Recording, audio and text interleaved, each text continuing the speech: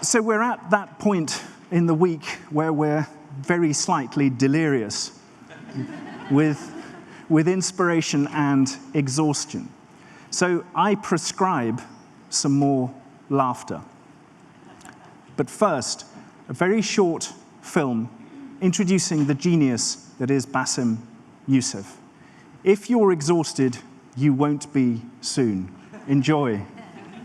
By the time the revolution was ending on the squares and streets of Cairo, another revolution was starting in the most unlikely location, in the laundry room of the apartment of a young cardiac surgeon. With one desk, one camera, trying to imitate a show he was addicted to for many years. Yes, this young doctor thought that just by commenting on videos, using fast editing, sound effects, over-the-shoulder photos, and even on-location reports, that he could make a political satire show. The show, which was exclusively designed for YouTube, debuted on YouTube on March 8, 2011, as the first Egyptian independent production on the internet. In a country where internet penetration was less than 20% and a YouTube video making 50,000 views was considered viral, we began the B+ show. And in less than 2 months, and with only 7 videos, our channel made 5 million views. A figure unprecedented in Egypt. And instead of just staying as an internet phenomenon, we made the next big leap. My guest tonight, he is a heart surgeon who also hosts a satirical news program in Egypt called Al-Barnamij. We decided to take it to the next level and aimed at producing Egypt's first ever live show with real live audience. We eventually did it. Ladies and gentlemen, Jon Stewart! After just the second episode, we became the most watched program in the Arab world, with an estimated viewership of 30 million people per episode. And that is just in Egypt. Yes, we go on every Friday night to take a few punches at the ruling powers and the right wing in quite an unstable political environment.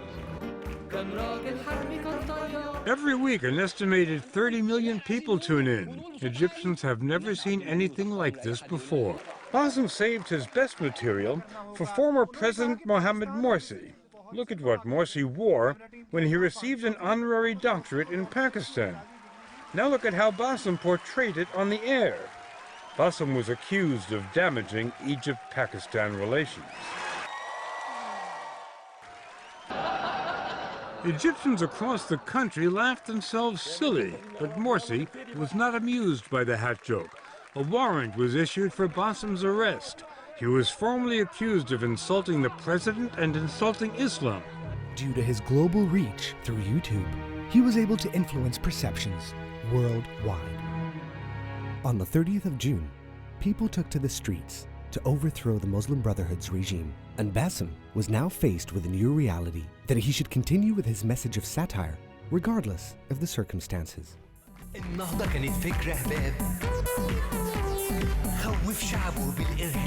And after one episode of the program, the show was taken off the air by the broadcasting channel. Former friends became today's enemies. Bassem found another network that was willing to take the risk. What do you think is going to happen this time? Are you confident that it's going to be on the air? Show of hands that we are going to continue without stopping. Show of hands, we are going to be pulled off air very soon. Woo! The show only lasted 11 episodes in its last season. And even in its final stretch, the show stayed true to its values. It remained critical of authority and its biased media, no matter how difficult this became. The lawsuits kept pouring in, and the show was even jammed twice during airing. Eventually, insurmountable pressures on the channel and the team forced the show to be finally banned. واحنا بنعتبر ان وقف البرنامج في حد ذاته رسالة أقوى وأوضح وأعلى بكتير جدا من استمراره ومن أي حاجة كانت هتتقال في البرنامج. من الآخر الرسالة وصلت. It seems that satire was too much for some people to handle. It seems that satire is not an easy task after all. My name is Bassem Youssef, and I'm your host for tonight. Hello, everyone. My name is Bassem Youssef. I'm speaking to you from California, where the weather is nice and it's sunny and it's warm and it's everything that Canada is not. So you can die with your envy.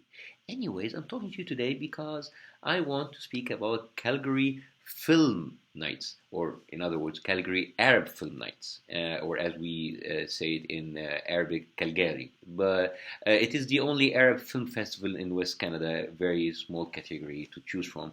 And I wanted to be there with you, but the documentary about my pathetic life, Tickling Giants, has just been chosen to premiere in Tribeca Film Festival. So I have to travel to market for it. I'm very sorry I couldn't be there. However, I wouldn't be happier to promise being with you when you screen it in Calgary, and hopefully that you will be a big support to that movie. And if you want to see the trailer, you can visit my page on Facebook, or get ready to see it soon in Calgary. Whenever the Calgary Arab Arts and Culture Society pays me $1 million, I will be there. In the meantime, I encourage you to attend the 7th copy of the Calgary Arab Film Nights Festival, commencing April 28, 2016. They were the first to screen Veep, the Jordanian feature that competed last month for the Oscars Best Foreign Film Award.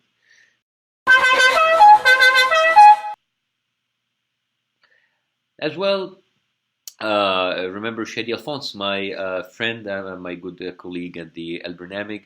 His film From A to B is also going to be screening in the film festival.